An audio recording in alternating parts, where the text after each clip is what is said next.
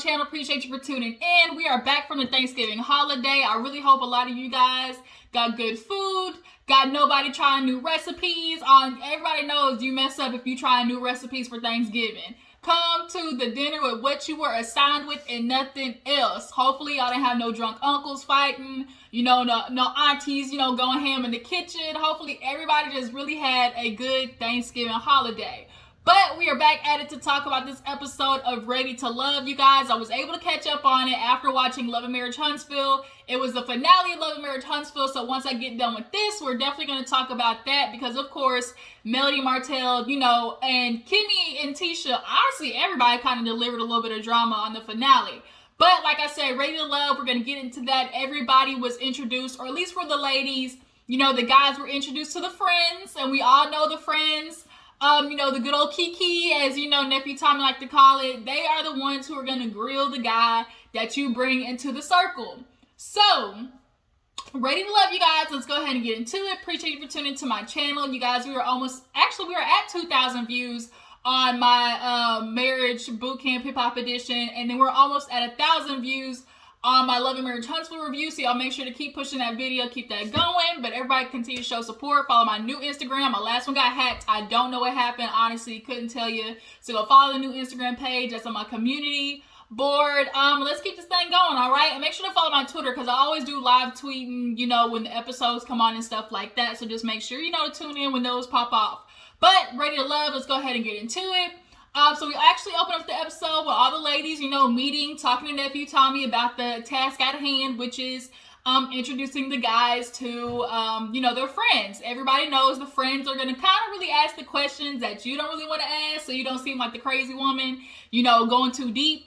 This is going to be very interesting. We start out with Zadia. Everybody at first was really feeling Zadia until the end of the episode, and Zadia really kind of like low-key showed her ass, but we'll get into that when we get to the end. But Zadia has her two friends meeting at Topgolf, came in her athleisure wear per usual, and she has Naeem. Now, I actually do like Naeem. He is real chill, very, calm-centered, not too much into, the hype, and definitely could probably be the yin to the yang for Zadia. So he comes in with a dozen white roses, super cute, has on his little Urkel glasses. The friends definitely were kind of like feeling him. And of course, they start asking questions like, he's almost 40, never been married, doesn't have kids. And typically that really is like, hello, a red flag, like you're 40, like don't have any of those things. But I personally think Naeem kind of gives off, somebody who just isn't rushing to be with somebody. Like, sometimes people genuinely can just be like, you know what, I don't feel this, not my type. It's okay, like, not to be in a relationship until you find the right one. And I think that's what Naeem kind of gives me. But overall, his energy was good. I think they asked possibly about, like, what he likes about Zadia. Of course, he's like, she's attractive, but also she's smart and has personality, all of those things. Naeem gives off that Zadia basically is his strongest connection. I do believe that for Naeem, Zadia honestly really is his only connection, like, truth be told. Because I haven't really seen him talking to anybody else besides that little fake date that he went on with Kamil a couple of episodes back. But as far as, like, real connections or, like, possibilities, Zadia and Naeem, to me, give, the most possibility. So then we move on to Sabrina. Y'all know Sabrina is my girl. She reminds me of, what's the actor from A Thin Line Between Love and Hate? Like, her vibe, just real debutante, elegant, like, walks in the room and everybody turns and looks at her. And her outfit was fire. Did y'all see that shirt dress where it had like the art deco with the cute little booty, Sabrina? And what? She had the little 70s finger wave going. It was fly. But she had hell of a friends. Like, she had like 5 friends, I think, like, sitting down. And her house looked dope. She's a fashion designer, so I actually would be interested to see some of her stuff. She probably definitely, designs for high-class businesswomen like the Karen Huger types, the type that shop at Bloomingdale's. But nonetheless, she has 2 guys come, one of them first being Walter, and Walter comes in, hi, how you doing? Shaking everybody's hand. Even the girls were kind of like, okay, this was the season of the bald and the bearded, and Walter came in, gave real, confident energy, and sat down, and they honestly got right to it, because Sabrina, she's in that age range where it's like, I'm not playing no games with you. I think Sabrina's like in her 50s and looks like hella good, but when you're in that age bracket, like things seem to go like a lot faster. It seems fast to other people, but like when you grown, you're not wasting your time. Like, boy, I'm 50, I could die tomorrow. Like, I'm not playing with you. So the friends get right to the questions. So they ask, what do you like about Sabrina? Do you have any stronger connections? What do you see your life going? Like, they were really into it. And they were like, okay, what brought you to DC? He was like, shoot, I got a full scholarship to, so-and-so. And they was like, okay, what kind of scholarship? He was like, engineering. First of all, to be engineering, you got to be smart. Like, you got to be, the math has to be mathing. So, definitely has some smarts about him. He's decent looking. As of so far, I'll just say Walter's representative looks really good. We all know it takes time for representatives to drop. So what we see of Walter right now is the most compatible with Sabrina. I can't remember if he wanted kids. Y'all remember if he wanted kids or not? I can't remember if he wanted kids. But if he doesn't, then Sabrina definitely is the girl from him, because she's definitely going to check him. She definitely is like the type of like, you got to step your game up, boo. Like, if you ain't bringing nothing to the table, because I'll bring my own table, like, I'm not, she's not going to be one of the, like, you're going to have to be a boss to be with Sabrina. And I feel like, but also he doesn't bring a super harsh energy where the two would just be like, butting heads. And sometimes when there are two alphas in a relationship, like, it's just, we know how that goes. So I do feel like he carries a calming energy that can, allow Sabrina to rest in her femininity, as people like to call it. So yeah, they really liked Walter, and he was laughing and joking with them. And so when he left, everybody was like, shoot, we like him, girl. So then they move on to Sean. Sean brought a pack of cards with him, y'all. He thought he was really about to go in there and play a game of spades. Bruh, this is not the barbecue. This is not a cookout. You are about to meet, potentially the woman of your life. I do understand being real cool, because, if we can't play dominoes, Uno, or spades, like, you might not be the nigga for me. But, I get what he was trying to do. Like, at least not make it such a tense environment to where we can't just talk really casually and feel, just feel the vibes. But he comes in and he kind of gives everybody, the hello, the general wave, sits down. And she had already prefaced him coming in by letting them know that he had kind of said, well, I do like you now, but in a couple of months, I don't want to hurt you. So the friends are kind of like, well, what the freak does that mean? Like, what does it mean, like, I don't want to hurt you in a few months? Because men will kind of like low-key put that out there, like, okay, we vibing now, but I don't want to do nothing serious, and then in a couple of months, like, the friend basically called it out later on when they were talking. But nonetheless, he comes in, and it was like shots fired, going in, AK-47, like, they was for real. Talking about I think they asked what's your purpose in life? What do you do? Are you ready for kids? What do you like about Sabrina? He's like, I do like her energy. She's very feminine. I love her maternal. And Sabrina, her maternal kind of went like, what the you mean maternal? Like, it's clear Sean wants kids. Like, it's very obvious. So the fact that I don't know what the meeting was for. Like why? Like, unless you're going to change your mind, like, unless you told Sabrina there's a possibility you might change your mind into, like, not wanting kids for her. But when you say maternal, like, that makes me feel like you're looking for a mama, or, like, a lot of dudes do say, like, oh, I love her maternal energy. Because, essentially, like, let's be real, like, typically girlfriends and wives, do they become, like, their man's mama? They cook after them, they clean after them, like, they do their laundry, they take care of pretty much all the little nitty-gritty stuff. Like, think of the first person who does all those things for you, your mom. So then, necessarily next, basically, y'all be looking for women to take care of you. And her friend put that on check, because she was like, so you want kids, but are you stable enough to be a provider? And he was like, I could take care of a bill or two. What the hell is a bill or two? Like, you talking about you want kids, you can only take care of a bill or two? Like, I don't think I want to hop on that struggle bus. So Sabrina kind of heard that, and everybody else heard, all the friends heard that, and was already like, cut the cameras, dead ass. Like, we not doing this. He left feeling like, oh, that was so unfair. You know, I didn't like the energy that how they were coming at me. You know, it just really felt like a firing squad. You know, he honestly just wasn't digging it. I do think Sabrina, like, should have left out prefacing, like, him coming in, talking about what he said. But he was able to clarify, like, oh, no, I'm saying, like, I potentially want kids, so I don't want to get into it. And then, you know, he's like, I've done this before, which is, like, ignoring.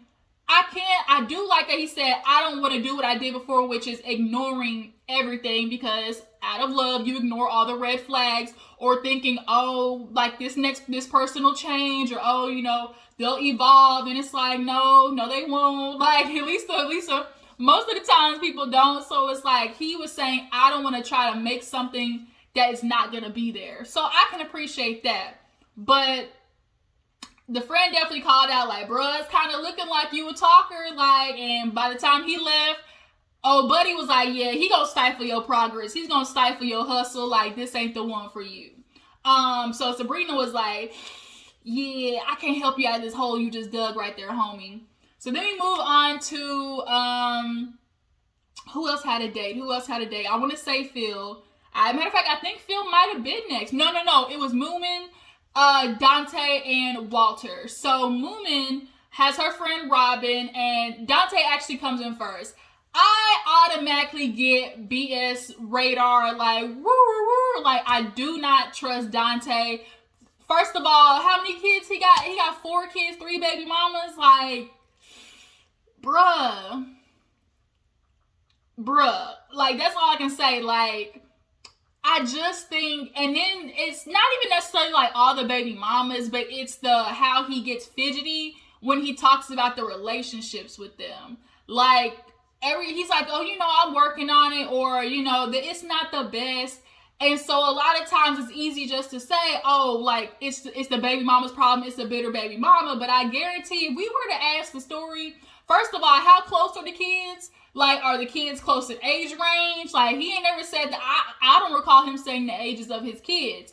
So if they close, then we already know some fugazi stuff was going on. But nonetheless, Dante leads with the fact that he has these kids and baby moms. And I think he does that to, like, get it out the way. Because if you kind of wait till the end, it kind of looks like you're trying to be shady. But Moomin, she wants to look past it because she's like, you know, I love kids. You know, like, I work with kids. The kids ain't the problem, honey. It's the baby moms. Like, are you going to be able to vibe with the baby moms when it comes time for visitation, holidays, and child support? Like, that's where the issue comes in. But nonetheless, like, they're kind of vibing, but I just don't think Dante and Moomin are it. So then Walter pops in, and Dante was like, well, okay, well, hello, buddy. Like, you know, what's up, fellow bald and bearded guy? I see you, my nigga, what's up? So Walter sits down, and his energy is a little more closed off, because I also think he was surprised as well to see Dante there. But Dante ends up leaving, and Dante, when he came in, actually ends up kind of grabbing Moomin's hand under the table. And I'm like, see, that's the player ways that, you know, I'm talking about. Like, it just gave real, I don't know, like, Dante just gives me real situationship vibes. Like, he likes to play house. He likes to play house, and then when it comes time for the responsibilities, it's like, like, I'm out of there. I guarantee if we were to talk to the baby mamas, like, their stories probably would be very similar. But yeah, Walter and Moomin, ain't nothing much to talk about there. It just wasn't a vibe. So, let's talk about Sabrina and Frank. Frank, baby, bro, you came in, lips looking dry, powder house.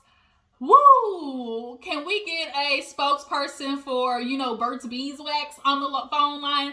Everybody was talking about it in the comments. Like, everybody was just like, bro, what is going on with Frank's lips? Like, did the producers, like, y'all was being hella messy letting that man go on that screen looking like that. But Sabrina, of course, came in looking real cute, like a little Barbie pink house. And so did her cousin. Cousin came in looking just real fabulous, okay? And she basically tells them, oh, we know Frank from the nightlife. And immediately they kind of were like, oh, okay. She's like, I've talked to Frank, but I just really feel like he was too nervous to talk to me. So we're really into it right now. So he comes in. They kissing already, like real affectionate, has his hand around her shoulder, like it was giving real PDA. Dallas was already into it. Okay, so when was your last relationship? Okay, why would you say your last relationship didn't really work? See, those are the questions I would be asking as a friend. How long ago was your last relationship? Why did your last relationship not work? As Dallas said, what are your toxic traits? Like, everybody knows their bad traits and things that they have to work on. But I get real alarm, red flag when Frank, anytime a man says, oh, we didn't work out because we were just what did he say? He was like, our life was just going in different directions. We were just going in different ways. Like, real vague. Like, it's because like you gave real pageant answers. Like, the fact that you're so vague, like, anytime a nigga says that, I just get like, ring the alarm. Like, I just feel like, bro, what'd you do? What'd you do to F up the relationship, bro? Like, you're not telling the truth. Like, you fucked it up somehow. Like, that's how I feel when anytime a man's like, ooh, we just were going in different directions. Because typically in a relationship, it's only either we growing together or we growing apart. We getting married or we not. Like, it's not too many different directions. I want kids, but it's black and white typically when it comes to relationship, and a little bit of gray. But when it comes to breaking up with somebody, it's black and white. But so then he gets into his toxic trait, which is, if anything, I care about somebody too much. So I feel like, let's translate that into, niggaology 101, or how to be a player 101, class etiquette. When I hear, oh, I just care too much, in a man's mind, translating to hearing that as a woman, my thought process is, you care too much, as in you want to know everything about the woman. You want to know that she's all about you. You want to know what she's doing 24/7. But I guarantee you, oh, I just care too much went the other way, as in she want to know where you at. She want to know all of your business. She want to make sure it's just you. I guarantee you wouldn't like that. Like, I hear, oh, I just care too much, as in I want to know everything about you. I want to be consumed in everything about you. So basically, I know how deep I have you on the hook. That's what that translates to me. But y'all drop down in the comments if you hear somebody say, oh, I just care too much. Like, my toxic trait is I care too much. What do you think? Like, what pops up in your head? Drop down in the comments and let me know. Because I get controlling. I get, oh, I need to know everything about you, to where you're going, to what you're wearing when you go out. And then, speaking of, Frank just likes Sabrina because she looks good. As he said, when I picture what I'm coming home to, like, she's it. Frank works in the nightlife. He wants a girl that's IG ready. Like, it's so obvious. So when he leaves, Sabrina's just all smitten. And Dallas is like, I don't know. He's like, he just gives me, like, I don't know, like, real vague answers. And of course, Sabrina's the I'ma stick beside him type. And girl, you gonna get played. Frank and Dante just ring the alarm, period. So then we get to Phil. Now, Phil was out there filibustering, talking to Shiloh, Aisha, and Tasia. Or the Tesia. Tesia, didn't really too much happen there. Phil basically was, asked the typical questions. What do you want? You want kids? You want marriage? How, what kind of relationship you looking for? Then they get to, well, what's your strongest connection? Is it Tesia? And Phil pretty much was asked that by everybody. Like, how far, were you interested in? Like, you want kids? Now, him and Aisha really shouldn't be talking to me because, like, you said you want kids. Aisha's saying, like, she truthfully doesn't want any more kids. I think she would bend for a man that she wants to be with, but her first automatic reaction is, nigga, I don't want no more kids. Like, that's what she kind of gives off. Or actually, that's what she said. But he's real affectionate with Aisha and real affectionate with Shiloh. With Ticia, I think it just kind of gives real, we're tiptoeing on the line. Like, it could be, but not really. So then, they kind of flash to all three of the girls getting the same answer of, oh, you know, she's one of my strongest connections. One of them just flat out asked, is she your strongest connection? And he gave, you know, she up there. I don't think Phil, at least for Phil, I don't think Phil is doing that to be a player. Like, he's not doing that to be a Corey, is what I'm saying. I think he does that out of not trying to hurt anybody's feelings, and also just to, like, he's non-confrontational. Like, I think to me, I think that's more of like Phil's direction and why he kind of made sure all of the girls were like, you know, I have a strong connection with most, because in this, you know, process, you're gonna date multiple people, but trying to explain that to the friends, they're not gonna want to hear, oh yeah, I'm dating her, I really like her, but I also have a strong connection with this one too. They're kind of gonna be like, what the hell?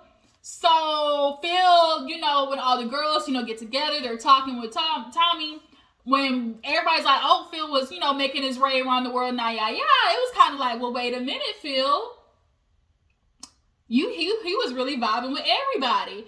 I do think he really likes Shiloh, and I do think he really likes Aisha. But the thing is, kids. He wants kids.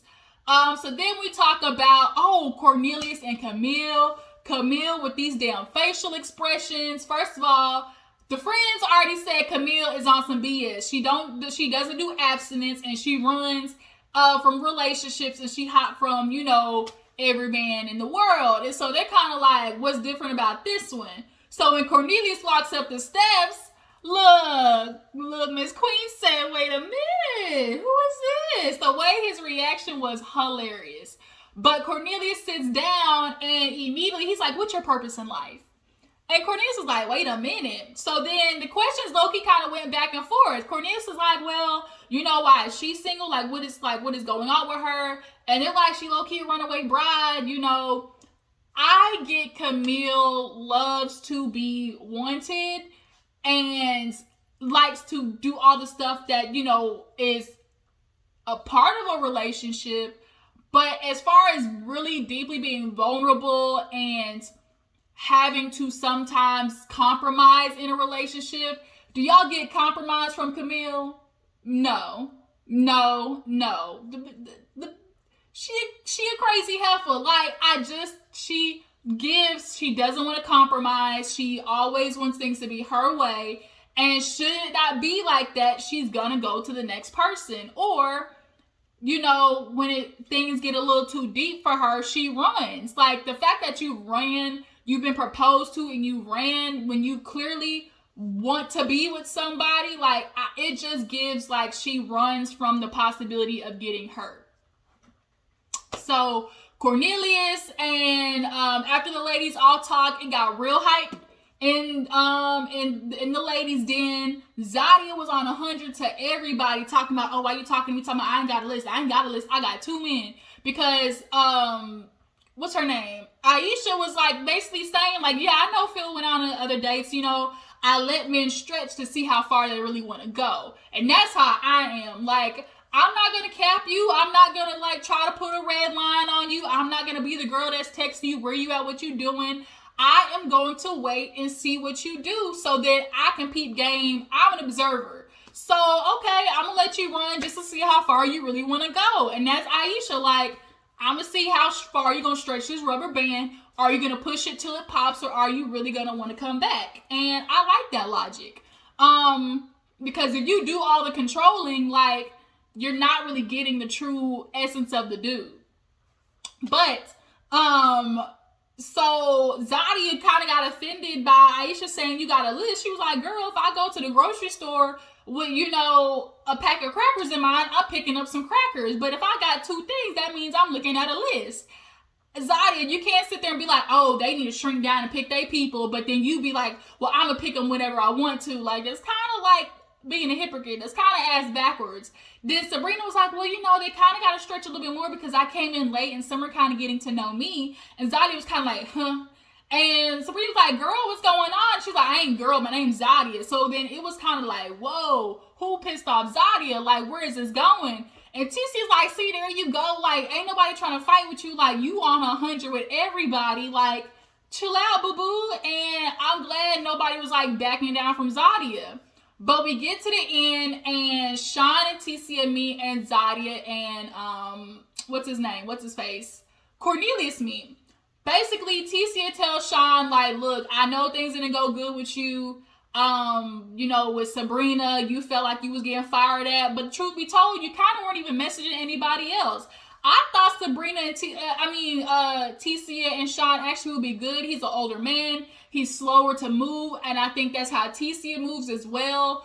They could have possibly been a match, but he's not really giving her the okay. Like she said, I left the key under the mat.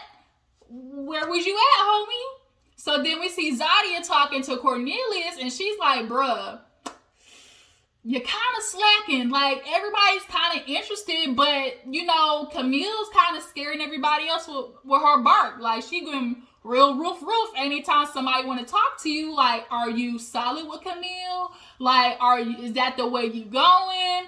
And he gives real, oh, you know, I mean, I like Camille, you know, but that's my fault. Like, you know, I should have been keeping my options open, but you know, I'm working on it though. No, you're not, because you're not talking to nobody else. I think Cornelius likes the fact that Camille's on the hook. She's the safety. And, men low-key like when girls are crazy like that. They like feeling like, oh, you know, I'm this man that got this girl acting crazy. Like, it's like an ego boost. And then when you know for sure you have one in the basket, like, what's that old saying? Like, why go for two in the bush when you got one in the basket? That's basically what Cornelius is doing. But you're with this girl, and Ticia said in her confessional, you know, word on the curb is Cornelius ain't feeling Camille like that. And I think that too. I think he would be interested in Zadia or, you know, somebody like that. But he thinks Camille, first of all, is crazy. And to me, Camille is the sugar in the tank. She's the sugar in the tank. She's the I'm going to show up at your job right when you get off of work type. Like, that's Camille. And so I feel like Zadia said, like, it scared girls off, and it's also scared you from talking to other women. But Sean basically gets told he's not ready to love, and Cornelius says, look, like, Zadia tells him, look, like, you might want to pick it up because next time you might not get saved. Like, you can continue, but you gonna have to let Camille like back up off you so other women can actually get to know you. So that was the episode of Ready to Love. Y'all tell me how you feel. Who do you think is playing games? Who do you think is for real? Who do you think is the matches? Next week, the exes come for the guys. And we all know the exes sometimes get a little territorial when new women come sniffing around. So we're going to see how that plays out, especially with Camille. But I appreciate y'all for tuning in. Y'all make sure y'all stay tuned for Love and Marriage Huntsville. It's about to go down. Follow my Instagram and Twitter, and I'm going to catch you guys later. Deuces.